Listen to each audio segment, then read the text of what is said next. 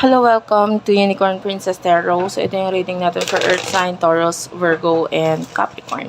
Take only what resonates. Hindi po ito magre-resonate sa lahat. So, kunin mo lang yung mga messages na magre-resonate para sa'yo. Kung ikaw ay cross-watcher, pwedeng maging ikaw ito at hindi si Earth sign.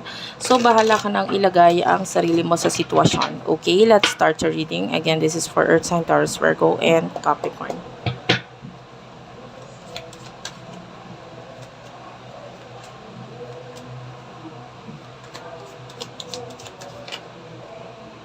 By the way, sana mag-iwan ka ng comment sa baba. For personal reading, Jing Tarot Reader, search mo na lang siya sa Facebook.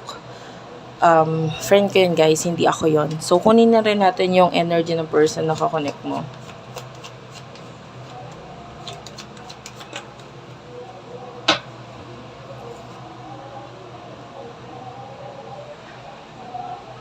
Okay,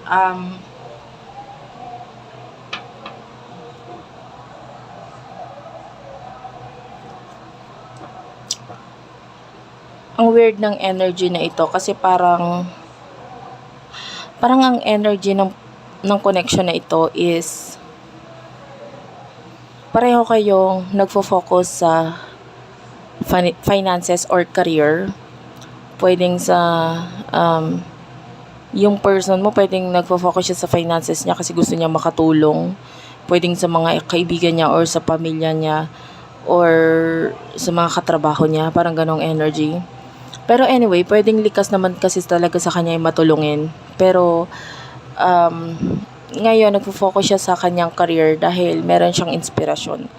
Na parang, pag ako yumaman or pag ako dumami yung kita ko, hindi ko kakalimutan si ganito, ganyan. Yung parang may ganun siyang energy.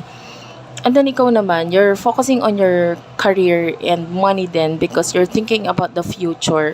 Tapos may mga gusto kang matapos or may mga gusto kang mabuo or mabili. And nakikita natin na talagang porsigido ka din na ma-achieve or maabot yon. Okay? And then with the Nine of Swords, this is like pareho kayo nakakaranas ng lungkot at sakit ngayon. Pwedeng yung iba hindi naman nakakaranas currently, pero nito lang nagkaroon ng isipin, kalungkutan at sakit na naramdaman, maybe may kinalaman sa love or relationship. So for some of you, pwedeng may iba't iba pa kayong kakonect ng person na ito, and then parang hindi kayo nagiging okay dun sa mga person na kakonect nyo ngayon. Okay? So, take only what resonates, guys. So, ano yung nasa isip and emotions inyo dalawa ng person mo?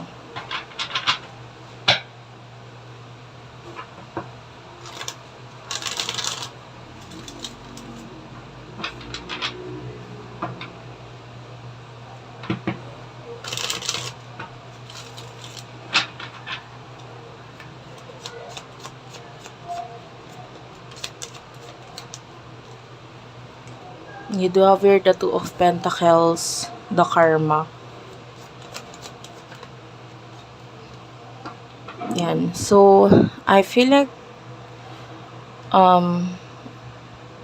ito kung ano yung mga priorities mo ngayon, yun yung nasa isip mo ngayon.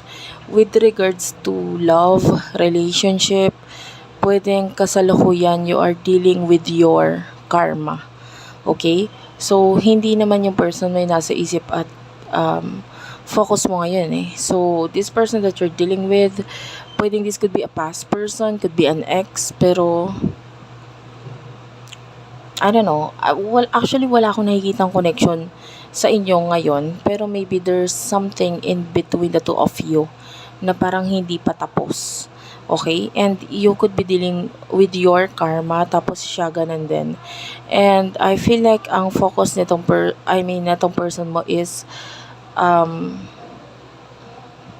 yung kanyang new beginnings, you know. Alamin nga natin, ano yung meron sa connection ninyong dalawa.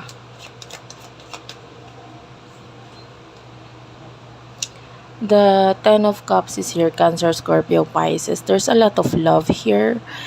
Pero it feels like kung ano yung mga makakapagpasaya sa mga tao sa paligid nyo, nandito na muna yung focus ninyo. Na oo, you love this person, mahal ka niya, and maybe you're dealing with your soulmate with the high priest. Could be dealing with your soulmate and maybe there's this waiting energy sa inyong dalawa. Pero, kung ano na lang muna yung meron na makakapagpasaya sa mga tao sa paligid nyo ngayon, yun na lang muna yung pinagfo-focusan ninyo. And regarding sa connection, I don't feel like nagfo-focus kayo sa connection ninyo because bakit, 'di ba? Wala namang nangyayari or wala namang mangyayari pa sa ngayon. And what will happen in the future for the both of you?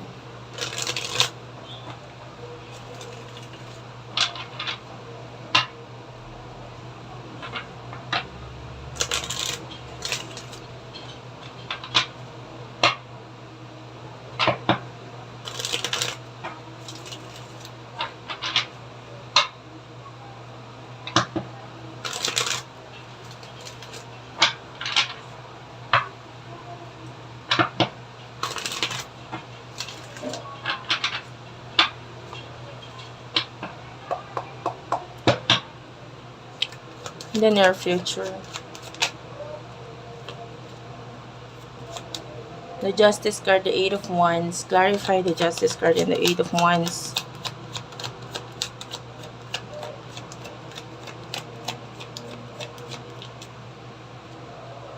Two of Wands. The Shadow side, the Hanged Man, and the Page of Pentacles. Bottom of the deck is the Empress. Okay, so sa nakikita natin dito, I feel like yung focus mo in the future is the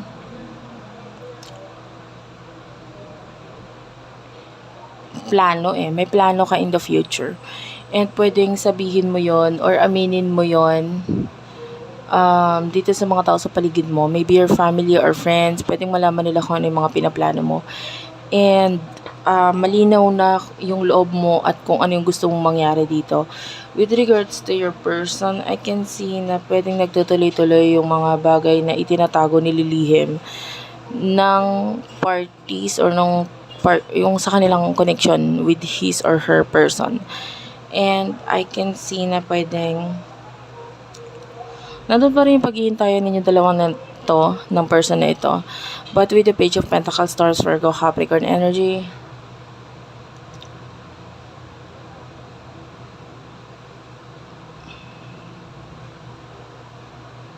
I can see na may offer dito sa person na to in the future pero gusto niya ikaw yung lumapit. Tapos just in case na ikaw yung lalapit, meron siyang masasabi or ma-offer sa'yo. Okay? Pero gusto niya ikaw yung gagawa ng action, ikaw yung lalapit.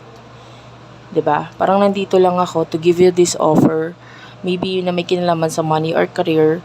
Tapos gusto niya lang ikaw yung lumapit. So thank you for watching. I love you all and bye-bye.